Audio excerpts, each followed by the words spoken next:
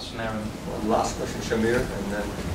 The question was, how different is the Netflix prize to solving or improving the accuracy of movie predictions? And the following question is, what would you improve in regards to how Netflix approached to solving that problem? so this is the Netflix prize, where they're trying to give whatever, $1 million for stuff? Yeah.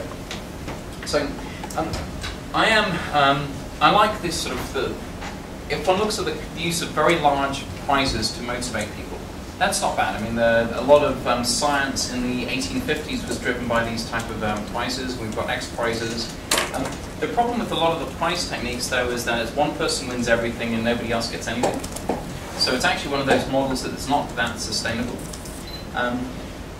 In terms of the output, though, there is actually a more fundamental problem, and it's one that enterprises need to think about maybe more than the public domain, and that is basically how stupid do we need to be as a human race? With the prizes, what we do is that I hide, let's say, Hitendra and I are both competing. I hide my stuff from Hitendra, because if Hitendra finds my stuff, he can borrow it. You borrow with me? Yeah. I borrow your stuff, of course.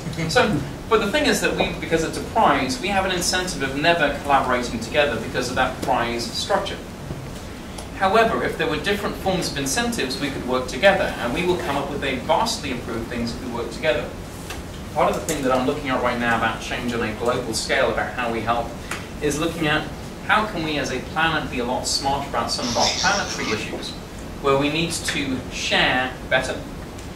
There's a problem right now with the capitalist structure for, let's say, technology development, because there you have $500 million being dropped into companies doing whatever, solar panels. So 10 companies get 15 million each. One company will win and make 2 billion, and everybody else goes bust or gets rolled up and bought. But it means then that everybody's duplicating effort, nobody's sharing.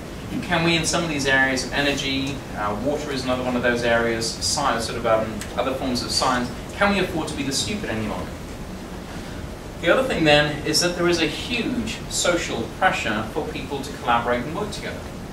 The old generation is dying off, or being pensioned off.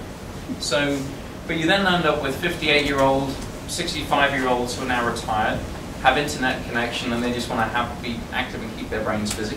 You have a whole bunch of 26-year-olds and below who are the smartest generation ever, and we've gone through 4 generations of education. They've got access to internet, connection to other people, and these are the people that will break stuff. These are people that, who cares about making $75 million like whatever Daddy did? I don't give a damn. I just wanted to go and collaborate and help and share immediately. So we're seeing these attitudes of sharing that is completely different in, let's say, the bottom demographic, just in terms of age. And then also we're seeing a changed attitude to that top demographic of the people that have been doing this for years and years. So I actually see fundamentally there is a huge social change and pressure to be sharing in ways that are fundamentally different to how we're doing it today. That will take about 10 years to really evidence itself. It's not something that will happen overnight. We're already seeing evidence of that trend taking place. Yeah, good question. You guys, I think there's a lot more conversation that you can do over here with Mark later on. He's going to be downstairs at the Lingo, and if you want to do some one-on-one conversation with him, he'll be available. But clearly, topics in sociology, topics on psychology, topics on human behavior, topics on ideas, talking about business itself, and it's all connected together, and it requires a different sort of human being to be able to connect all these dots together, and I think, Mark, that's what you bring to the table. We really appreciate this presentation. Thank you very much. And just a couple of things, you always learn something in the presentation itself. I mean, one thing I know from now on, any of you in my class, when you put your hand up to ask a question, just Google it. Don't bother asking me, I don't have an answer for you, probably a better answer out there. So I've been humbled by that advice. And for the other thing, just an appreciation, Hult, because of its strategy of growth in multiple campuses, we have a special program called the ALP program, where we partner with lots of companies around globally.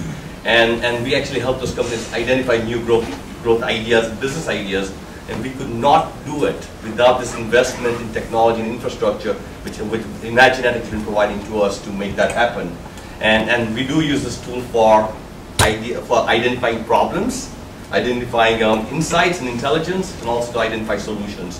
And so it's a combination of this technology that we use, and we're hoping to use it again now next year in London, Dubai and Shanghai simultaneously with 15 to 20 companies with about 100 student teams.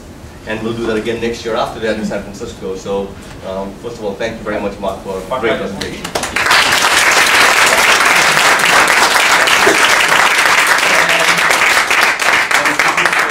For participating on our work. Very good. Thank you very much.